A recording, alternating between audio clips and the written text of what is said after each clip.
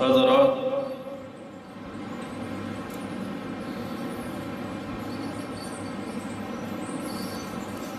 زمین بننے سے پہلے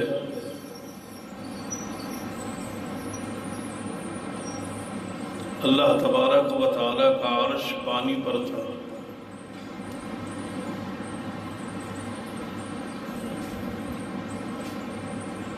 زمین کو بچھایا گیا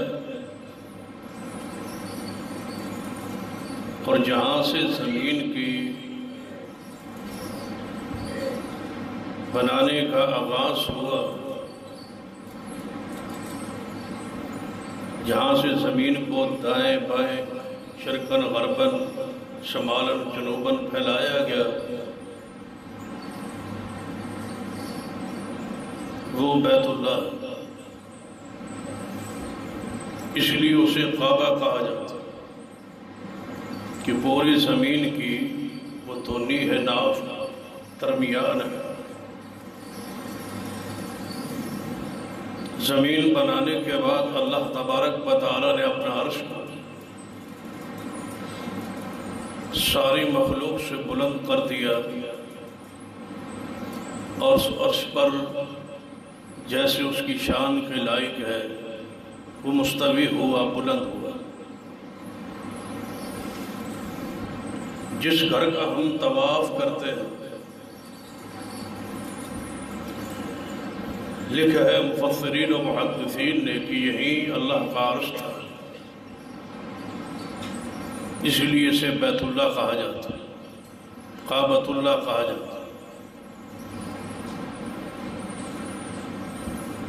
گویا رب نے زمین بنانے سے پہلے جس جگہ کا انتخاب کیا وہ اپنا گھر ہے، وہ بیت اللہ ہے، وہ مسجد ہے۔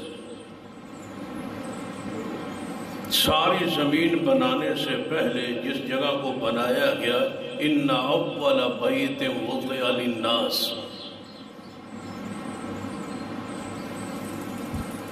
اللہ نے انسانوں کی ہدایت کے لیے، انسانوں کی برکات کے لیے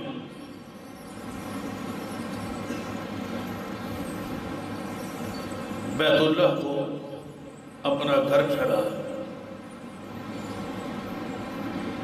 گویا سب سے پہلے اللہ تبارک و تعالیٰ یہ واضح کرنا چاہتا ہے کہ ہدایت اور برکت جب بھی آپ کو نصیب ہوگی وہ اللہ کے گھر سے نصیب ہوگی۔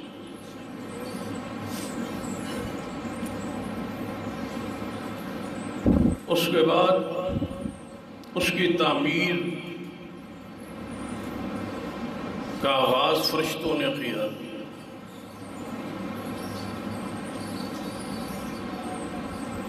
گویا تقرب اللہ کی طرف سے ہوا، جگہ کا تعین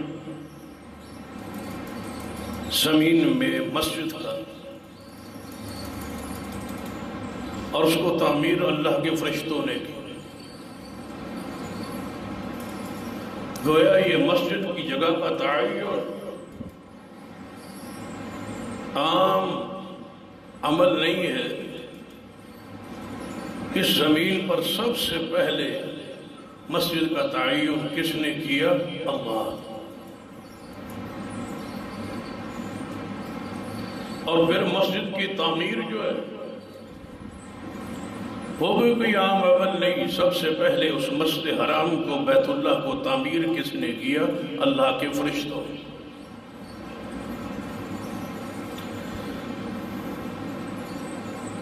پھر جب طوفان نوح میں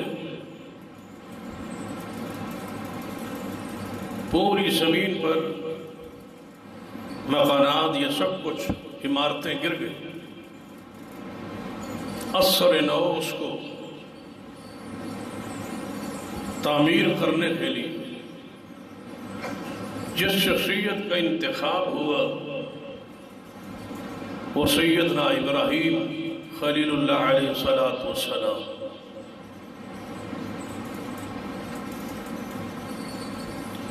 بڑے کھلے دل کے ساتھ بات کو سنے اور متوجہ ہے۔ انتہائی اہم گفتگو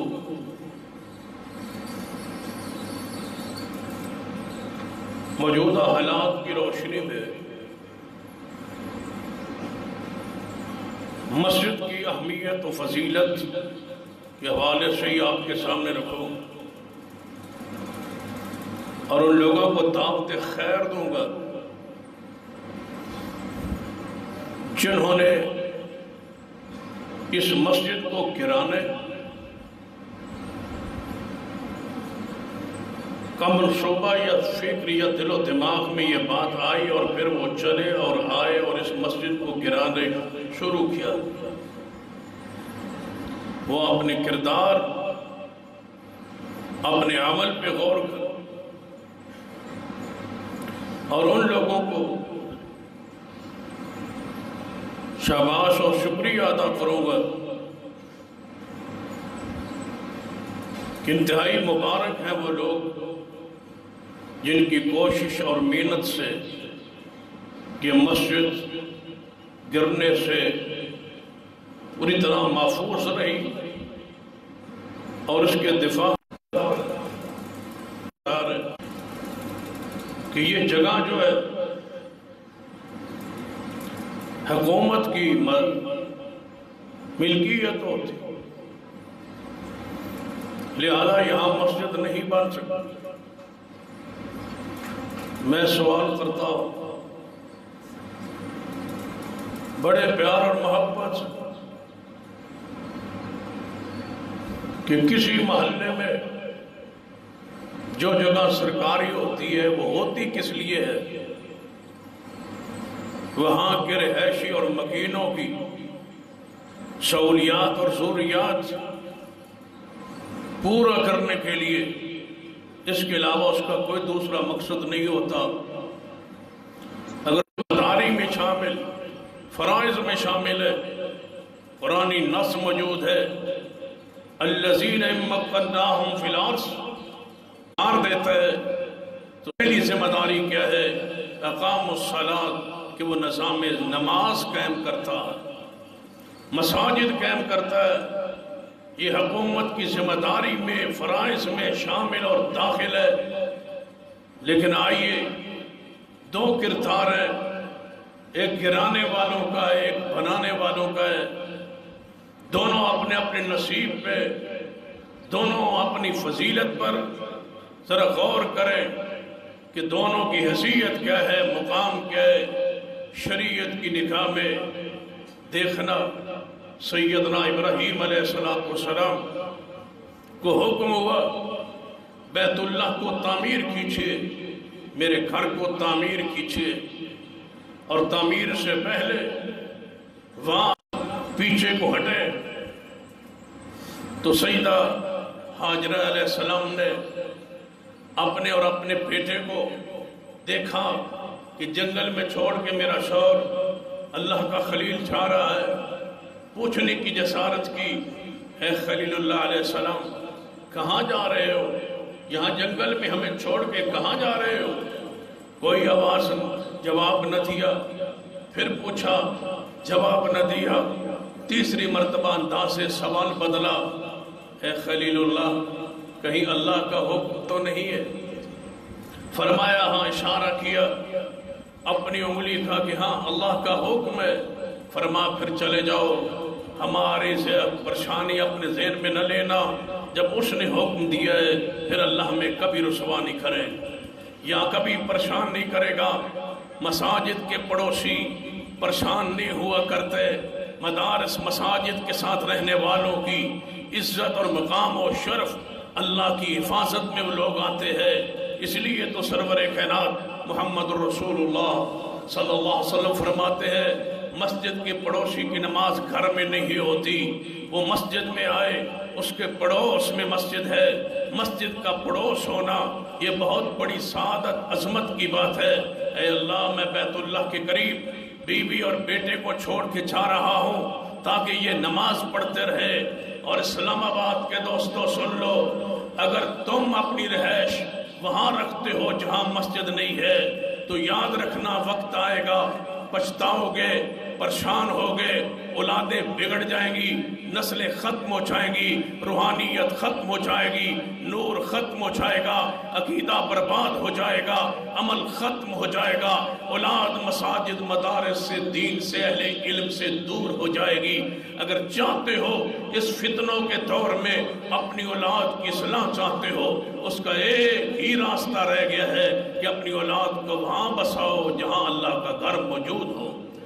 مسجد کا پڑوس اختیار کرو، ربنا لیقیموا الصلاۃ، تاکہ میری اولاد یہاں رہ کے نماز پڑھتی رہے۔ چھوڑا، چلے گئے، واپس پلٹے کچھ عرصے بعد حکم ہوگا کہ میرا ذرا گھر تعمیر کیجئے۔ تعمیر کے لیے باپ و بیٹا اکٹھے ہیں، ایک مستری کا کام اور دوسرا مزدور کا کام، ایک پتھر لگانے والا، دوسرا پتھر لانے والا، ایک ابراہیم ہے، ایک اسماعیل ہے۔ اور اس مسجد کو بنانے والوں، اس مسجد کی انتظامیہ بھی غور کرے، اس مسجد کے ذمہ دار غور کرے، مسجد کے صدور غور کرے، مساجد کے ذمہ دار غور کرے، مساجد کے خزانچی غور کرے، مساجد کے خطبہ غور کرے، مساجد کے ائمہ غور کرے، مساجد کے خدام میری بات پہ غور کرے، مساجد میں مؤذن میری بات پہ غور کرے۔ مسجدوں کے نمازیوں سنو، مسجد کی ذمہ داری اور خدمت کتنی عظیم شخصیات کر رہی ہے۔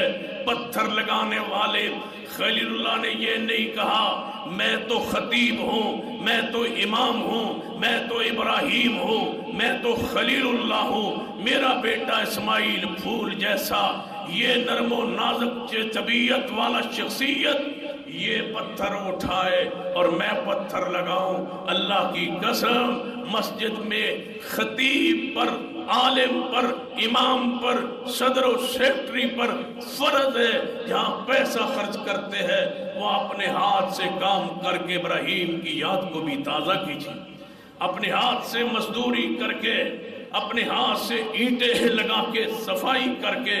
جانتے ہو صفائی کرنا مسجد کی سرور کائنات محمد رسول اللہ صلی اللہ علیہ وسلم کی حدیث ہے، آپ نے ارشاد فرمایا جس بندے کو مسجد میں صفائی کرتے دیکھو اس بندے کے ایمان کی گواہی دو، یہ بندہ مومن ہے، تبھی تو مسجد صاف کر رہا ہے، مسجد میں جھاڑو دے رہا ہے۔ ایک حدیث سناتا ہوں جو صحیح البخاری میں ہے، سرور کائنات محمد رسول اللہ صلی اللہ علیہ وسلم نماز کے لیے اپنی مسجد میں تشریف لائے۔ توجہ میری طرف رہے، عظمت مصطفیٰ کی ذہن و دماغ میں رہے، آپ کی شان، آپ کا مقام، آپ کی رفعت، آپ کی بلندی، آپ کے درجات، آپ کی ادب و احترام کا تقاضا کیا ہے کہ وَرَفَعْنَا لَكَ ذِكْرَكَ، یہ مقام، یہ شان ہے۔ لیکن مسجد کے اندر آپ کا انداز دیکھنا، حدیث صحیح البخاری ہے، نبی رحمت صلی اللہ علیہ وسلم اپنی مسجد نبوی میں تشریف لائے۔ جب تشریف لائے تو دیکھا سامنے دیوار جو قبلے کی طرف دیوار تھی، اس دیوار پر دیکھا کسی بندے نے، کسی شخص نے بے خیالی میں آگے تھوک پھینک دی ہے، بلغم پھینک دی ہے۔ وہ دیوار مسجد نبوی پر نبی علیہ السلام کو نظر آئی، کہہ سکتے تھے اے صدیق اس کو صاف کرو، اے عمر اس کو صاف کرو، اے عثمان، اے علی، طلحہ، زبیر، سعد و سعید، کئی اصحاب موجود ہیں، اس کو صاف کرو۔ کسی صحابی کو نہیں کہا۔ سیدنا انس بن مالک رضی اللہ تعالیٰ فرماتے ہیں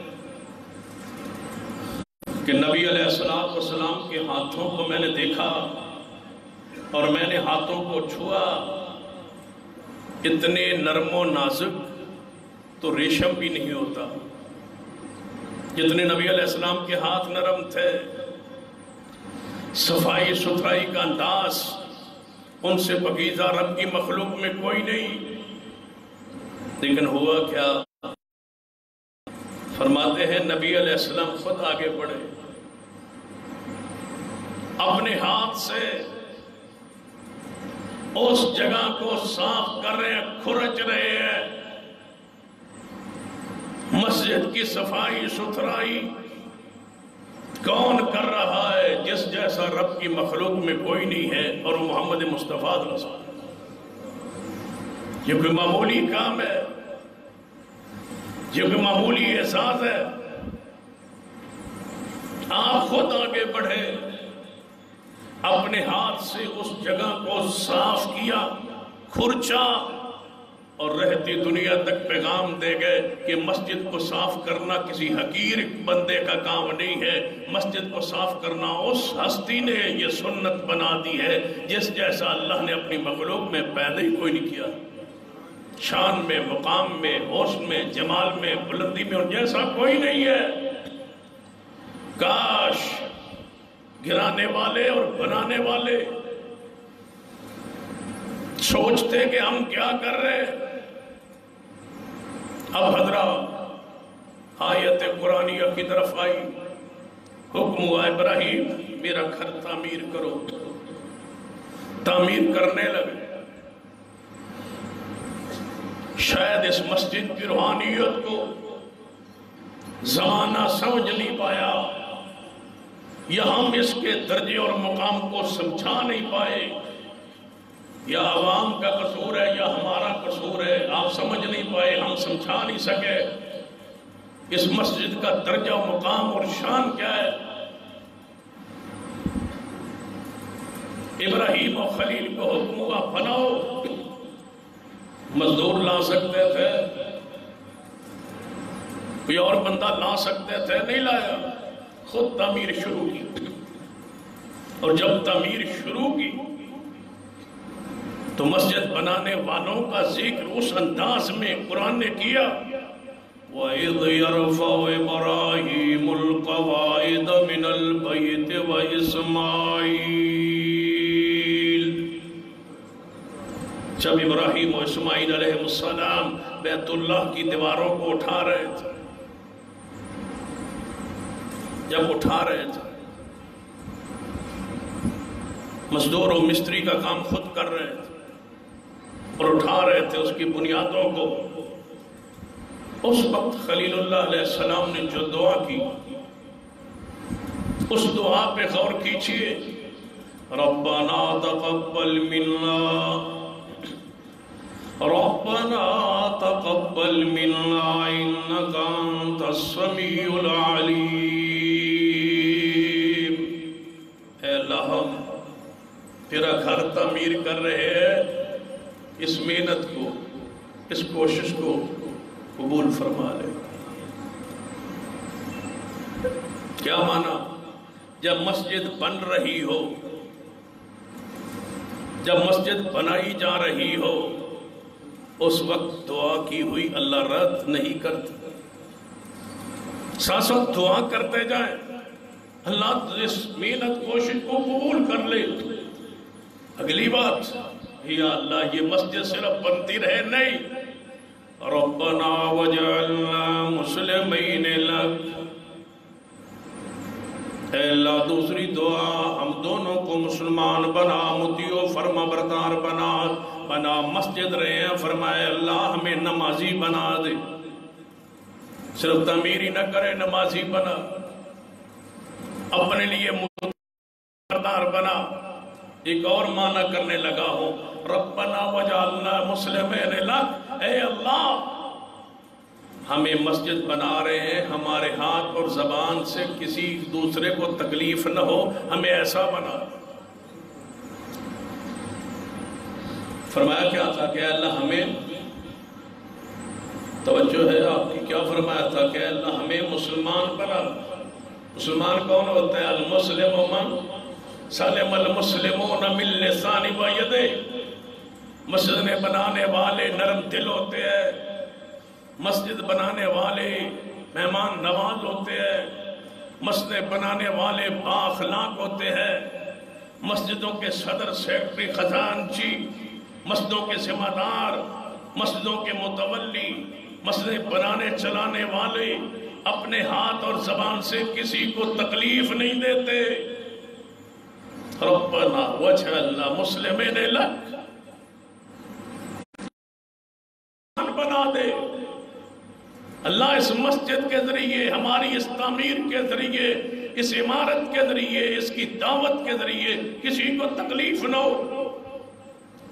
وَمِن ذُرِّيَّتِنَا أُمَّةً مُسْلِمَةً لَكَ، اے اللہ ایک ہماری اولاد میں سے ایک جماعت، ایک گروہ ہمیشہ اسلام پر، دین پر قائم رکھ، جو اس مسجد کو، بیت اللہ کو آباد رکھ۔ وَأَرِنَا مَنَاسِكَنَا وَتُبْ عَلَيْنَا إِنَّكَ أَنْتَ التَّوَّابُ الرَّحِيمُ۔ اے اللہ اس بیت اللہ کے اندر عبادت کا جو طریقہ ہے وہ تو سمجھا دے، ہم اپنی مرضی سے عبادت کرنے والے نہیں ہیں۔ وَأَرِنَا مَنَاسِكَنَا، مسجد ہے تو نماز بھی ہو، نماز ہو تو رسول اللہ صلی اللہ علیہ وسلم کی سنت، آپ کے طریقے جیسی ہو۔ ربنا ارنا مناسکنا، اللہ اس بیت اللہ کے اندر عبادت کے طریقے ہمیں سمجھا دے۔ مسجد بنانا بھی فرض ہے اور مسجد کے اندر عبادت بھی فرض ہے، اور عبادت کے اندر طریقے مصطفیٰ بھی فرض۔ اور پھر دعا کی، بیٹھے پھر دعا کی، مسجد بنانے کے بعد دعا کہ یا اللہ مسجد کے لیے کوئی اے سی کا انتظام کر، نہیں قالین چاہیے، نہیں کیا چاہیے؟ ربنا وبعث فیہم رسولا منہم، اے اللہ میں تعمیر کر دی ہے، مجھے اس کا امام دے دے۔ ہم مسجد مضبوط بناتے ہیں، امام مضبوط نہیں رکھتے۔ جس کی آواز اچھی ہو اس کو مصلی پہ چڑھا دیتے ہیں، نہ علم دیکھتے ہیں، نہ تقوی دیکھتے ہیں، نہ اس کی الفاظ کو دیکھتے ہیں، نہ کردار کو دیکھتے ہیں، نہ اس کی حیثیت کو دیکھتے ہیں۔ بس مسجد میں بندہ آ گیا، بس آواز ٹھیک ہے، اس کو رکھ لو، ایمان صحیح ہے، عقیدہ صحیح ہے، پڑھا ہوا ہے، جانتا ہے، پہچانتا ہے، نہیں، یہ سنت ابراہیمی نہیں ہے۔ ابراہیم علیہ السلام کی سنت یہ ہے کہ مسجد بنانے کے بعد امام ایسا مانگو، کیسا؟ ربنا وبعث فیہم رسولا منہم یتلو علیہم آیاتک ویعلمہم الکتاب والحکمہ ویزکیہم انک انت العزیز الحکیم۔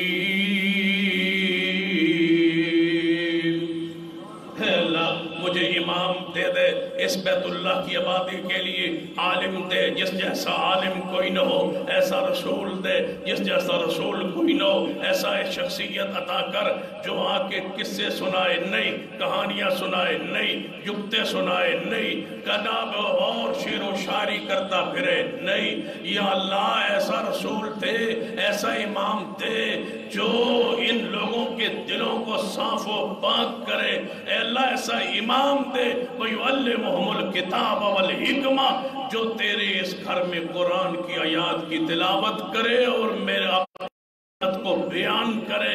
اے اللہ تو ایسا امام دے دے۔ بتلاؤ ابراہیم علیہ السلام نے جو مانگا، جیسا مانگا ویسے ہی اللہ نے دیا۔ کیا مانا؟ مسجد بنا کے جو دعا مانگو، جیسے مانگو ویسے اللہ قبول کرتا ہے۔ دعا مانگی، جو مانگا، فرمایا اللہ دے رسول، دے ایسا جو تیری آیات پڑھے، دے ایسا جو کتاب و حکمت کی تعلیم دے، پاک کرے۔ جب دعا قبول ہوئی اور ملا تو پھر قرآن لَقَدْ مَنَّ اللَّهُ عَلَى الْمُؤْمِنِينَ لَقَدْ مَنَّ اللَّهُ عَلَى الْمُؤْمِنِينَ إِذْ بَعَثَ فِيهِمْ رَسُولًا مِّنْ أَنفُسِهِمْ يَتْلُو عَلَيْهِمْ آيَاتِهِ وَيُزَكِّيهِمْ وَيُعَلِّمُهُمُ الْكِتَابَ وَالْحِكْمَةَ وَإِن كَانُوا مِن قَبْلُ لَفِي ضَلَالٍ مُّبِينٍ۔ فرمایا جیسے مانگا تھا ویسے رب نے دیا۔ مساجد تعمیر کرنے کے بعد اللہ دعاؤں کو قبول کرتا ہے۔ ایک حدیث پڑھتا ہوں جو سنن نسائی میں ہے، سیدنا سلیمان علیہ السلام ہے، یہ اللہ کے پیغمبر ہے، اللہ کے محبوب پیغمبر سلیمان بن داؤد علیہ السلام۔ وَلَمَّا بَنَا بَيْتَ الْمَقْدَسِ، سیدنا سلیمان بیت المقدس کو تعمیر کر رہے۔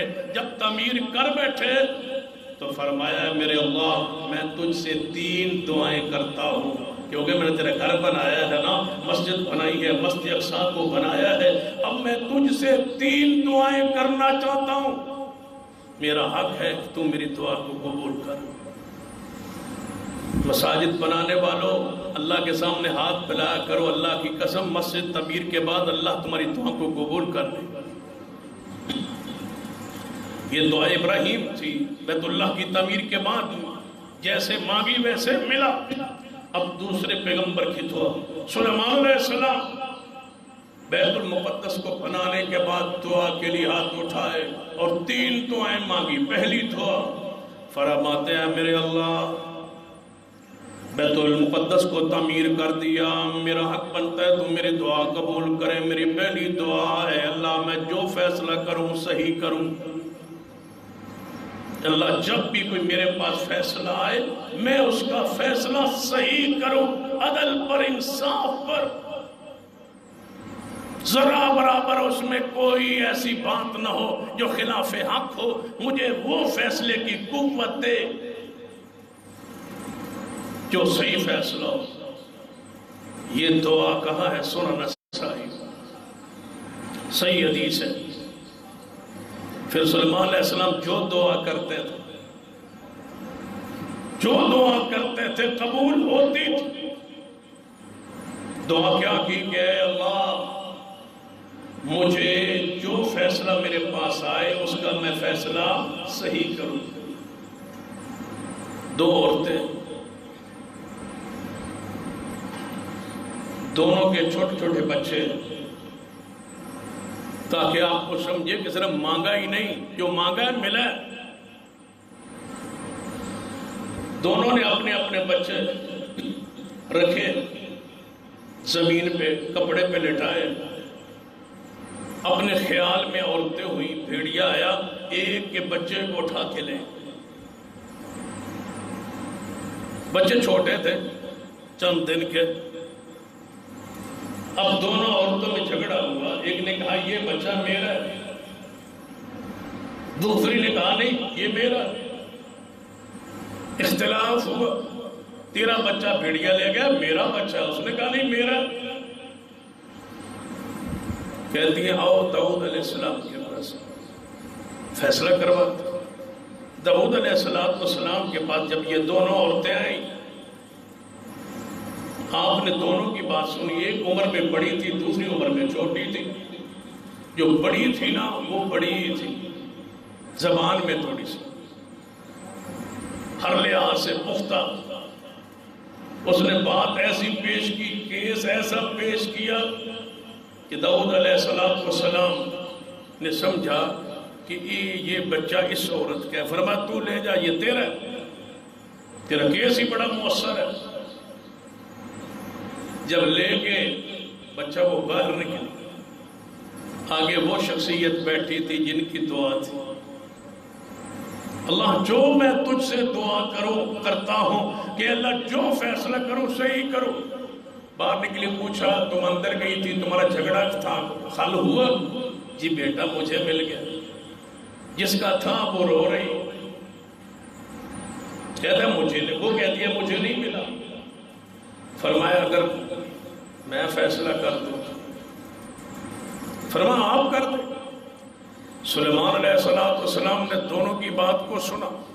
فرمایا تو کہتی ہے میرا، یہ کہتی ہے میرا، بات تو تجھے بہت اچھا انداز ہے پیش کرنے کا، میرے باپ نے تیری بات سے متاثر ہو کے فیصلہ کر دیا ہے، لیکن میں فیصلے سے کچھ اختلاف ہے، اگر کہو تو میں فیصلہ کروں؟ جی کرو۔ فرمایا میرا فیصلہ یہ ہے کہ اس جھگڑے کے بجائے اس بچے کو 2 ٹکڑے کر دو، دونوں میں آدھا تقسیم کر۔ جو بڑی تھی نا لے کے خوش ہو رہی، اس نے کہا ٹھیک ہے مار دو، آدھا اس کو دے دو آدھا مجھے دے دو، کر دو قتل۔ دوسری ماں بولی کاش ہم ماؤں کے مقام کو جانتے ہو۔ دوسری ماں بولی، کہتی ہے اسی کو دے دو قتل نہ کرو، اسی کو دے دو قتل نہ کرو۔ سلیمان علیہ السلام نے فرمایا یہ بچہ اسی کا ہے جو کہتی ہے اس کو قتل نہ کرو۔ دعا تھی مسجد بنانے کے بعد، مسجد بنانے کے بعد جو مانگو گے، جتنا مانگو گے، جیسے مانگو گے، اللہ تمہیں عطا کر دے گا۔ گرانے والوں تمہارا کس لسٹ میں نام ہوگا؟ کاش تم قدم اٹھانے سے پہلے سوچتے۔ سلیمان علیہ السلام نے فرمایا میرے اللہ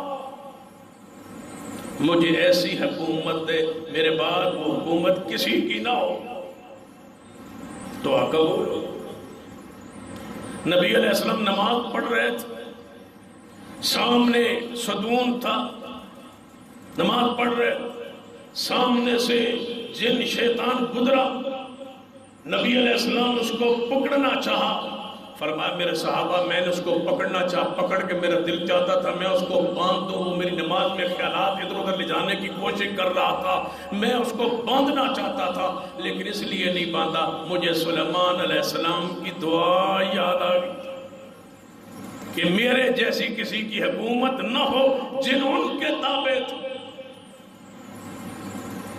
کن کے تابع تھے؟ سلیمان علیہ السلام۔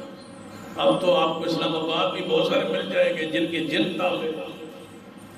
نبی علیہ السلام نے تو فرمایا کہ میں نہیں پکڑتا تاکہ دعائے سلیمان میں یہ خاص ہے ان کا کہ جن ان کے تابع تھے ان جیسی کسی کی حکومت نہیں ہوگی۔ جو کہتے ہیں میرے جنات تابع ہیں وہ آج بھی جھوٹ بولتا ہے، مکر کرتا ہے، امت کا مال کھاتا ہے، امت کو تباہ کرتا ہے، برباد کرتا ہے، امت کی عزتوں کو لوٹتا ہے اور کہتا ہے میرے پاس جنات ہیں، موکل ہیں اور بڑے پرانے جنات ہیں، سب کچھ جھوٹ بولتا ہے۔ رب کی زمین پر کوئی ایسا سلیمان علیہ السلام کے علاوہ آیا ہی نہیں جس کے جنات تابع ہو۔ یہ حکومت سلیمان پیغمبر کی ہے، یہ خاصہ سلیمان پیغمبر کا ہے، لیکن ایک فرق ضرور بیان کروں، سلیمان علیہ السلام کے جن تابع تھے، تابع ہو کے تابع تھے، تابع ہونے کی وجہ سے بات مانتے تھے۔ میرے پیغمبر علیہ السلام کے پاس خود آ کے میرے محمد کے غلام بنتے تھے، خود آتے تھے، پڑھتے تھے، سیکھتے تھے۔ سورہ جن موجود ہے قرآن میں۔ تابع ہونے کا، موکل ہونے کا کسی کا دعویٰ ہے تو وہ قرآن و سنت سے اس دعوے کو ثابت کرے۔ تیسری دعا بیت المقدس بنانے کے بعد تیسری دعا فرمایا میرے اللہ میں نے مسجد بنا دی، مسجد اقصی بنا دی، اے اللہ میں نے مسجد اقصی بنا دی، میں دعا کرتا ہوں جو اس مسجد کی طرف چل گیا ہے، اے اللہ میں دعا کرتا ہوں میں نے مسجد اقصی بنا دی۔ اور یقیناً یہ حدیث پاک ایسی عظیم حدیث ہے جو آج تک آپ نے مسجد اقصی کی فضیلت میں یہ نہیں سنی ہوگی۔ سنن نسائی کی یہ حدیث ہے، سیدنا سلیمان دعا کر رہے ہیں، فرماتے ہیں میرے اللہ میں دعا کرتا ہوں یہ مسجد میں نے بنا دی، جو بندہ بھی ارادہ کر کے نیت کر کے خالص نماز پڑھنے کے لیے آئے، مسجد اقصی میں میری بنائی ہوئی مسجد میں نماز پڑھنے کے لیے آئے، جو ہی وہ نماز پڑھ کے مسجد سے باہر نکلے اس کو گناہوں سے ایسے صاف کر دے جیسے آج ماں کے پیٹ سے پیدا ہوا ہے۔ اللہ اس مسجد میں نماز پڑھنے والوں کو گناہوں کو صاف کر دے۔ یہاں تو نماز پڑھنے والوں کے گناہ صاف ہوتے تھے، تم نے مسجد کو گرا کے بتاؤ اپنے عمال نامے میں لکھوایا کیا؟ لیکن اس طرح کہہ سکتے ہو کہ یہ دب جائیں گے، یہ جھک جائیں گے، یہی سلسلہ انشاءاللہ یہ غیرت کا، یہ قوت کا انشاءاللہ جاری رہے، اور جب تک جماعت اعلان نہ کرے آپ ہر جمعے اسی ذوق شوق سے آتے رہیں گے انشاءاللہ۔ علماء کرام مختلف آتے رہیں گے، آپ کو خطابات سناتے رہیں گے، آپ جرت اور ہمت کے ساتھ مسلکی اور منہجی اسلام اور دین کی خدمت سمجھتے ہوئے آپ ہر جمعے انشاءاللہ اسی ذوق شوق کے ساتھ آتے رہیں گے انشاءاللہ۔ اپنی قوت جاگنے کا وقت، حالانکہ بڑے ساتھیوں نے بہت دفعہ کہا جمعے کا، لیکن میں نے جمعہ نہیں دیا آج تک، لیکن حضرت علامہ پروفیسر ساجد میر حفظ اللہ کا حکم ہوا کہ آپ نے جمعہ وہاں پڑھا تو میں حاضر ہو گیا، اور انشاءاللہ خطبہ کرام علماء کرام آگے بھی خطبات میں آتے رہیں گے انشاءاللہ، اور اس مسجد کے لیے انشاءاللہ جب بھی ہمیں آواز آئی انشاءاللہ ہم پیچھے نہیں ہٹیں گے۔ حدیث پاک کو سن لیں، امرا خضر سلیمان علیہ السلام کی دعا، اور بتایا مساجد کی حیثیت اور مقام کیا ہے۔ میرے اور آپ کے پیر و مرشد جناب محمد صلی اللہ علیہ وسلم جامع ترمذی کی حدیث ہے، ابن عباس رضی اللہ عنہ راوی ہیں، فرماتے ہیں نبی علیہ السلام فرماتے ہیں میں نے خواب میں اپنے اللہ کو دیکھا، خواب میں رأیت فی المنام، میں نے اللہ کو ایسی صورت پیاری میں دیکھا، بہت زیادہ خوبصورت۔ جب محمد مصطفیٰ کہے بہت زیادہ خوبصورت، بتلاؤ وہ کتنا خوبصورت ہوگا۔ اللہ کو دیکھا، اہل سنت کا اجماع ہے اس بات پر، محدثین کا، کہ دنیاوی آنکھ سے کسی نے رب کو دیکھا نہیں، اہل ایمان جنت میں دیکھیں گے، خواب میں دل کی آنکھ کے ساتھ محمد مصطفیٰ نے اپنے رب کو دیکھا۔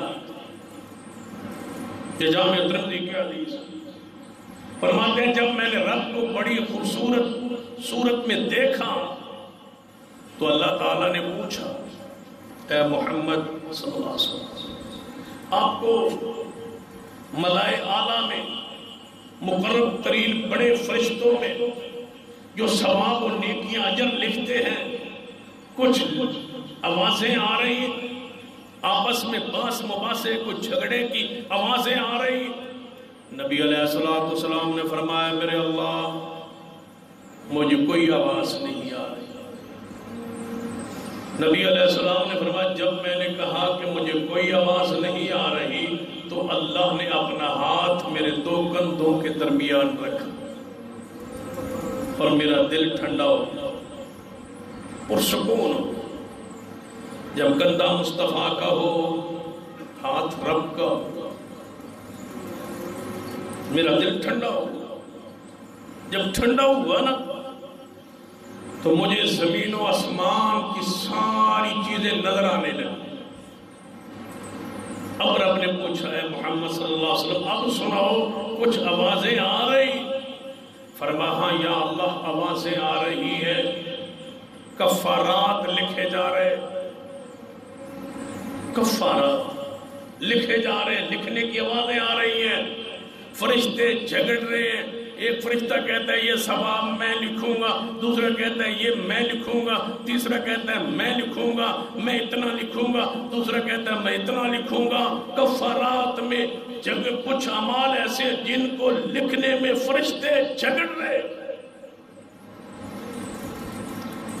فرمایا کس میں؟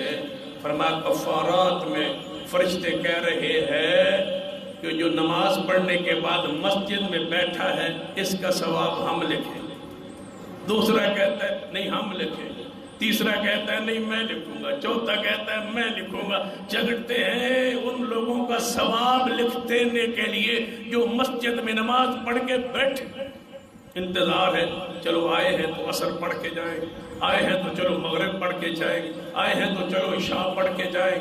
جھگڑ رہے ہیں فرشتے، اس کا ثواب میں لکھوں گا۔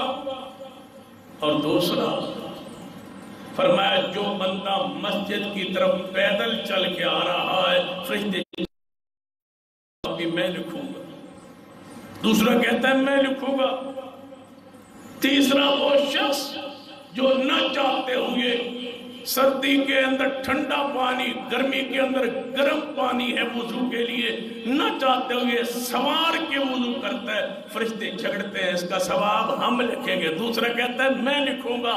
اور یا اللہ کچھ درجات پر بحث ہو رہی ہے، جن کے درجے بلند ہوتے ہیں وہ کون ہے؟ فرمایا جو سلام پھیلائے، جو دوسروں کی دعوت کرے، جو رات کو دنیا سو رہی ہو جاگ کے نماز پڑھے تہجد، اس کے درجات کتنے بلند ہونے ہیں۔ فرشتے جھگڑ رہے ہیں، کہتے ہیں میں لکھوں، دوسرا کہتا ہے میں لکھوں۔ اللہ پاک نے فرمایا محمد صلی اللہ علیہ وسلم، یہ خواب رسول ہے، اے محمد صلی اللہ علیہ وسلم، یہ کفارات، یہ گناہوں کا مٹنا، یہ ساری فضیلتیں کس کے ساتھ ہیں؟ مسجد کے ساتھ۔ فرمایا محمد صلی اللہ علیہ وسلم ایک دعا میں آپ کو سکھاتا ہوں، وہ نماز میں پڑھا کرو۔ خواب کس کی ہو؟ محمد مصطفیٰ کی، سکھلانے والا کون ہو؟ اللہ۔ فرمایا یہ دعا پڑھا کرو، اللہم انی اسألک فعل الخیرات و ترک المنکرات و حب المساکین۔ اے اللہ میں تجھے اچھے کام کرنے کی سوال کرتا ہوں، مجھے توفیق دے میں اچھے کام کروں۔ اے اللہ مجھے توفیق دے میں برے کاموں سے رک جاؤں۔ اے اللہ مجھے توفیق دے میں مسکینوں کے ساتھ محبت کروں۔ وَإِذَا أَرَدْتَ بِعِبَادِكَ فِتْنَةً فَاقْبِضْنِي إِلَيْكَ غَيْرَ مَفْتُونٍ۔ اور اے اللہ جب تو دنیا میں فتنے فساد عام ہو جائیں، لوگ فتنوں کا شکار ہونے لگے، فتنے نازل ہونے لگے، میں کمزور ہوں، فتنوں سے نہیں بچ سکتا، یہ موبائل کا فتنہ، یہ شرک کا فتنہ، یہ بدعات کا فتنہ، الہات فتنہ، یہ قادیانیت کا فتنہ، یہ اللہ کے انکار کا فتنہ، الہات کا فتنہ، یہ جتنے فتنے اللہ کے انکار پر، اللہ کے ساتھ کفر پر، قرآن کے انکار پر، احادیث کے انکار پر، یہ جتنے فتنے امت میں آ چکے ہیں، یاد رکھیے علماء امت سے کہوں گا، جس طرح اس مسجد کے تحفظ، عمارت کے تحفظ کے لیے آپ نے اتحاد کو پیش کیا ہے، آگے پڑھیے، علماء کی یہ ذمہ داری ہے، دیگر مسالک کو بھی دعوت دیتا ہوں، اس اتحاد کو اور آگے بڑھائیے تاکہ ہم وہ تمام فتنوں کی سرکوبی کریں جو فتنہ صحابہ کرام کے خلاف چل نکلا ہے۔ کوئی سیدنا ابو سفیان کے خلاف بولتا ہے، کوئی سیدنا امیر معاویہ کے خلاف بولتا ہے، ان فتنوں کے آگے کوئی امی عائشہ صدیقہ کے خلاف بولتا ہے، کوئی سیدنا صدیق کے خلاف بولتا ہے۔ بعد یونیورسٹیوں میں اس قدر الہاد آ چکا ہے کہ اللہ کے وجود کا، ذات کا انکار کیا جا رہا ہے، اور ادیان سارے ادیان کو برابر کہا جا رہا ہے۔ کل آپ نے سنا ہوگا پاکستان کی قانون ساز اسمبلی، قومی اسمبلی میں جناب خواجہ محمد آصف مسلم لیگ نون کے ذمہ دار نے یہ بات کہی ہے کہ اسلام کو کوئی فوقیت حاصل نہیں ہے، سارے ادیان آپس میں دین سارے برابر ہے۔ میں کہتا ہوں تو جھوٹ بولتا ہے، تو قرآن پاک کو نہیں پڑھا، تو نے حدیث کو نہیں پڑھا، تم نے سیاست کے گر اور بےایمانی سیکھی ہوگی، تم نے دین کو، اسلام کو، شریعت کو نہیں پڑھا۔ سارے ادیان سے اعلیٰ ترین دین، سارے ادیان منسوخ ہو چکے ہیں، اس پر امت کا اجماع ہے، یہودیت ہو، عیسائیت ہو، سارے دین جو ہے منسوخ ہو چکے ہیں، سارے انبیاء پر لازم تھا، تم نے نہیں پڑھا۔ وَإِذَا أَخَذَ اللَّهُ مِيثَاقَ النَّبِيِّينَ لَمَا آتَيْتُكُم مِّن كِتَابٍ وَحِكْمَةٍ ثُمَّ جَاءَكُمْ رَسُولٌ مُصَدِّقٌ لِّمَا مَعَكُمْ لَتُؤْمِنُنَّ بِهِ وَلَتَنصُرُنَّهُ۔ تم نے مسلم کی حدیث کو نہیں پڑھا، اس وقت تک کوئی شخص جنت میں نہیں جا سکتا جب تک مجھ پہ ایمان نہ لائے۔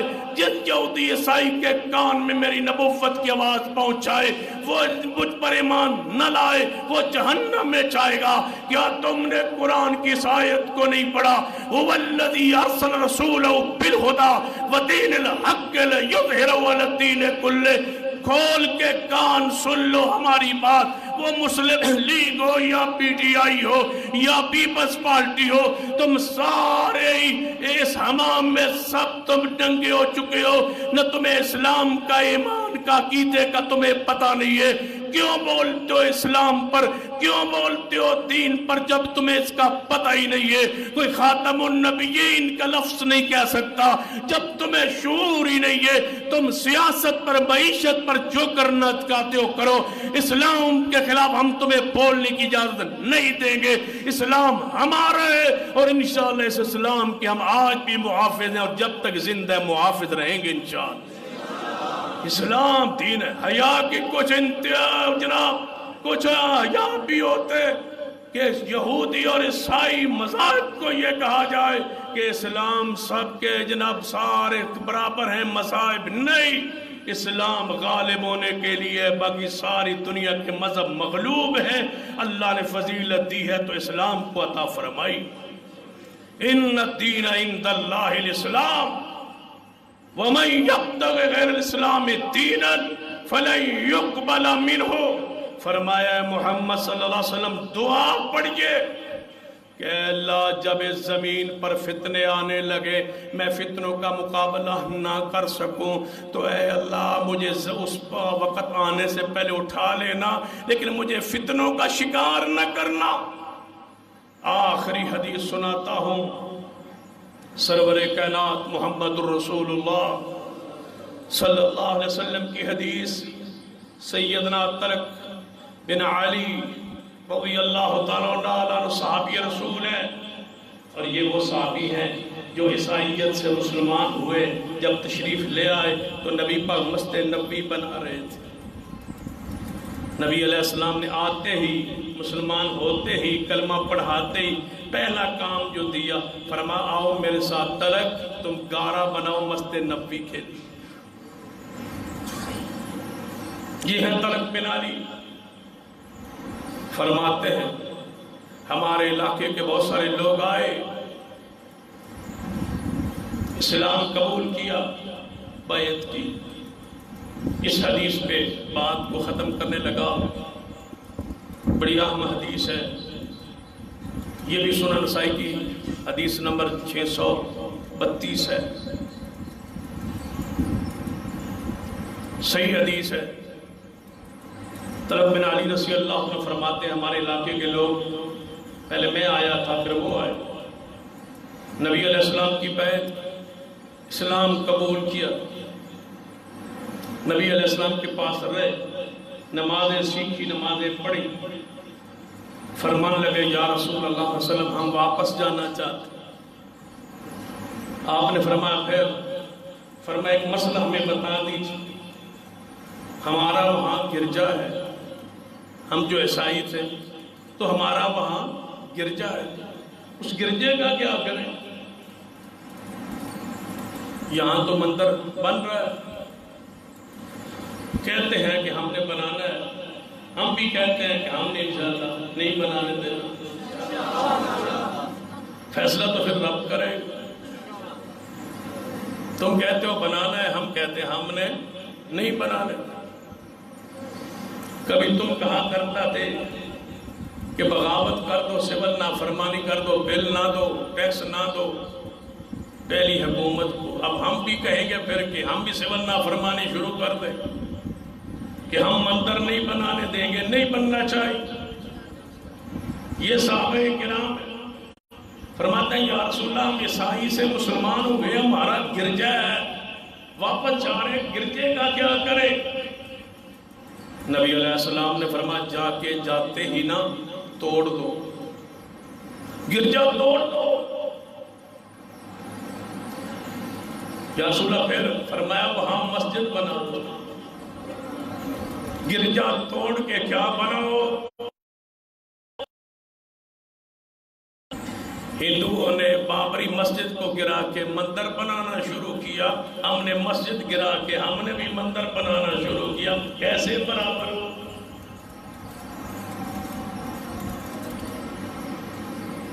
فرمایا گرجے کو گرا دو۔ یاد رکھو تم تو کہتے ہو نا کہ کوئی منع نہیں ہے، مجھ سے پوچھو یہ جو عیسائیوں کی گرجے کے اوپر صلیب کا نشان بنایا ہوا ہے، جانتے ہو اس صلیب کے نشان کا کیا معنی ہے؟ کہ عیسیٰ علیہ السلام سولی چڑھ گئے، یہ نشان ہے۔ عمر بن عبدالعزیز رحمہ اللہ نے کہا تھا چاہو جہاں تک میری حکومت ہے گرجوں کو ٹھیک ہے جو بنے ہوئے عیسائیوں کے گرجے رہنے دو، لیکن اوپر سے صلیب توڑ دو، اس لیے کہ ما قتلوہ وما صلبوہ۔ قرآن کہتا ہے کہ عیسیٰ علیہ السلام سولی نہیں چڑھے، اس کو کاٹ دو، میں نہیں برداشت کرتا۔ صلیب کو کٹوا دیا تھا کہ یہ گرجے پر نشان نہ ہو۔ اور تم مندر بتوں کی پوجا کا دوبارہ اسلام آباد میں آغاز کرانا چاہتے ہو، بت کا اور اسلامی حکومت میں، اسلامی ریاست میں، اسلام آباد میں، دارالحکومت میں مندر ہندوؤں کا۔ سن لیجئے، فرمایا جاؤ گرا دو۔ فرمایا یا رسول اللہ صلی اللہ علیہ وسلم ہم چاہتے ہیں اس کا افتتاح کوئی بنیاد مسجد کی آپ رکھے۔ کچھ آپ نے فرمایا لازمی بات ہے، دوسرا ملک ہے وہاں تو میں آ نہیں سکتا، میں تجھے پانی دیتا ہوں، یہ پانی لے جاؤ۔ پانی لے کے ایک برتن میں پانی ڈال لیا، نبی علیہ السلام نے وضو کیا، وضو بھی میں کلی کی، کلی اور وضو کا پانی اس برتن میں ڈال کے دیا، فرمایا جاؤ مسجد کی بنیادوں میں محمد کا یہ استعمال کی وہ پانی ڈال دے، جب یہ پانی لے۔ صحابہ اکرام فرمان لگے یا رسول اللہ صلی اللہ علیہ وسلم سفر لمبا ہے، گرمی کی شدت ہے، اور یہ جو پانی ہے تھوڑا ہے، یہ تو راستے میں خشک ہو جائے گا، سوکھ جائے گا، ہم تو جائیں گے تو یہ پانی بوتل میں یا اس برتن میں ہوگا ہی نہیں، تو پھر ہم کیا کریں؟ زیادہ پانی دینا۔ آپ نے فرمایا میرے صحابہ جہاں جہاں جاتے جاؤ، جہاں رکتے جاؤ، جہاں کھانا پینے کے لیے رکو، اس میں تھوڑا سا پانی اور ڈالیں، پانی ڈالتے جانا۔ یا سنا وہاں تک جاتے ہوئے دوسرے ملک میں علاقے میں پانی اور ڈالتے تمہارا جو دم برکت والا پانی ہے وہ تو تھوڑا اور وہ زیادہ، برکت کتنی ساری رہ جائے۔ یہاں لکھا ہے محدثین نے کہ زمزم کے پانی میں اور پانی ڈالنے سے زمزم کے پانی کی برکت ختم نہیں ہوتی بلکہ بڑھتی ہے۔ فرمایا جب وہ پانی تم ڈالو گے نا، میں محمد تمہیں بشارت دیتا ہوں برکت کم نہیں ہوگی، برکت زیادہ ہوگی۔ وہ لے گئے، جا کے گرجے کو توڑا، پانی محبوب کا چھڑکا، مسجد کی بنیاد رکھی، مسجد کو بنایا، اور بنا کے اذان کے لیے بندہ مسجد پر چڑھا، اذان دی۔ اس علاقے میں راہب تھا، اس گرجے کا پہلا خطیب راہب، وہ تو مسلمان نہیں ہوا تھا۔ جب اس نے سنا نا کہ مسجد کے گرجا گیا، مسجد بن گئی، اذان ہوئی، تو بالکل مسجد کے باہر کھڑا تھا، ادھر ایک بہت اونچا ٹیلا تھا، وہ راہب دوڑا اور کہنے لگا دعوت حق، دعوت حق، اللہ کی قسم یہ اذان حق ہے، یہ اذان حق ہے، یہ اذان حق ہے، یہ دعوت حق ہے، جو یہ کیا گیا ہے یہ حق ہے۔ دوڑا اور ٹیلے پر چڑھا اور آگے چلا گیا۔ صحابہ فرماتے ہم نے دوبارہ اس کو واپس آتے نہیں دیکھا، لیکن جاتے ہوئے مسجد دیکھ کے پادری کہتا تھا کہ یہ دعوت بھی حق ہے، یہ اسلام بھی حق ہے، یہ دین بھی حق ہے، یہ شریعت بھی حق ہے، یہ مسجد بھی حق ہے۔ کاش عیسائی پادری کہہ رہا ہے کہ اسلام، دین، نماز، مسجد حق ہے، اور تم مسجد گرانے پہ لگے ہو، اللہ سے ڈریے، اور انشاءاللہ یہ مساجد کے لیے یہ خوشخبری ہے انشاءاللہ کہ یہ مساجد جنت کی کیاریاں، جنت کے باغات ہیں، اور انشاءاللہ ہم ان سے چلتے رہیں گے، کھاتے رہیں گے، ان کو نماز قرآن کی تلاوت کے ذریعے آباد کرتے رہیں گے۔ اقول قولی ھذا واستغفر اللہ لی ولکم ولسائر المسلمین وآخر دعوانا الحمد للہ رب العالمین۔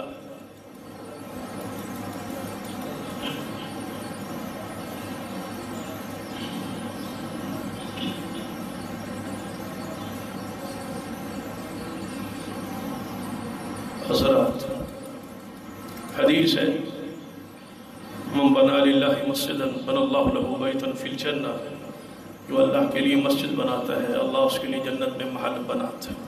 دوسری حدیث میں ہے جو چڑیا یا کبوتر فاختہ کے گھونسلے کے برابر مسجد بناتا ہے اللہ اس کا بھی جنت میں گھر بناتا ہے۔ تو اس کا کیا معنی ہے فاختہ کا اور چڑیا کا؟ چڑیا کے گھونسلہ جو ہوتا ہے وہ تو بالکل چھوٹا سا ہوتا ہے کبوتر کا، اس کے برابر مسجد اگر بنا دی جائے تو کوئی بندہ اس میں نماز نہیں پڑھ سکتا۔ تو یہ پھر کیا معنی ہے اس کا؟ محدثین نے ایک معنی یہ کیا ہے کہ چھوٹا سا چھوٹا بھی اللہ کا گھر بنا دے، چھوٹی چھوٹی مسجد بنا دے جہاں 3 بندے کھڑے ہو سکتے ہو، 2 بندے اور ایک نمازی کا امام، تب بھی یہی ثواب ہے۔ اور بعض محدثین نے یہ لکھا ہے کہ جو فاختہ کا کبوتر کا گھونسلہ ہے نا، اس کو اگر ناپ لے تو یہ 1 اینٹ اس میں کھڑی ہو سکتی ہے، 1 اینٹ اس میں کھڑی ہو سکتی ہے۔ تو حدیث کا معنی یہ ہے کہ جو 1 اینٹ بھی لگا دے اللہ اس کے لیے بھی جنت کا گھر بنا دے۔ تو آپ کے علم میں ہے کہ مسجد کا نقصان، پہلا تو ہمارا مطالبہ وہ جاری ہے کہ مسجد جس نقصان کیا گیا اس کو پورا کیا جائے، اور دوسرا آپ سے گزارش ہے تاکہ یہ مسجد عالیشان انداز میں اس کے اوپر والی منزل اور یہ مکمل ہو جائے۔ پچھلے جمعے یقیناً آپ نے بھی تعاون کیا اور بہت سارا آپ نے دل کھول کر تعاون کیا، حتیٰ کہ جنہوں نے جمعہ پڑھا ہے حضرت قائد محترم علامہ حافظ ابتسام علیہ زیر صاحب، انہوں نے بھی 1 لاکھ بھیجا اپنی جیب سے اس تعاون کے لیے۔ تو اب یہ مجھے بتایا گیا کہ حافظ صاحب نے بھی، جب میں ممبر پہ چڑھ رہا تھا محترم حاجی رفیق صاحب بتلا رہے تھے کہ حافظ صاحب نے بھی تعاون کیا ہے، بھیجا ہے۔ تو اس کا مطلب کیا تھا کہ آپ بھی پڑھا رہے ہیں تو آپ بھی بھیجیں۔ اس کا مطلب میں تو یہی سمجھا وہ تعویل اچھی کی ہے، تو انشاءاللہ جتنا انہوں نے بھیجا ہے اتنا میں بھی بھیجوں گا۔ آپ ذرا محبت فرمائیں، آپ کی ذرا شفقت فرمائیں کہ آپ تعاون کریں تاکہ اس مسجد کی یہ جو کام باقی ہے یہ پورا ہو جائے اور آپ کے لیے صدقہ جاریہ بن جائے۔ اور بڑی عظیم سنت، نبی علیہ السلام جب ہجرت کر کے مدینہ آئے تھے آپ کی اونٹنی وہاں بیٹھی تھی، آپ فرمایا جہاں میری اونٹنی بیٹھی ہے نا یہاں مسجد بنائیں۔ پوچھا جگہ کس کی ہے؟ یا رسول اللہ سال سہیل کی ہے۔ فرمایا وہ اس جگہ کو کیا کرتے ہیں؟ یا رسول اللہ کھجوریں یہاں پھیلا کے نا خشک کرتے ہیں۔ فرمایا ان کو بلاؤ، بلایا گیا، فرمایا یہاں میں مسجد بنانا چاہتا ہوں۔ انہوں نے کہا یا رسول اللہ ساری جگہ ہم ہبہ کرتے ہیں، ساری جگہ مفت دیتے ہیں۔ نبی علیہ السلام فرمایا تم یتیم ہو، میں نہیں کہتا، میں پیسے دوں گا۔ ابو ایوب انصاری کھڑے ہو، یا رسول اللہ اس زمین کے پیسے میں دوں۔ تو یہ محبت، یہ ذوق، یہ شوق تھا صحابہ کرام میں۔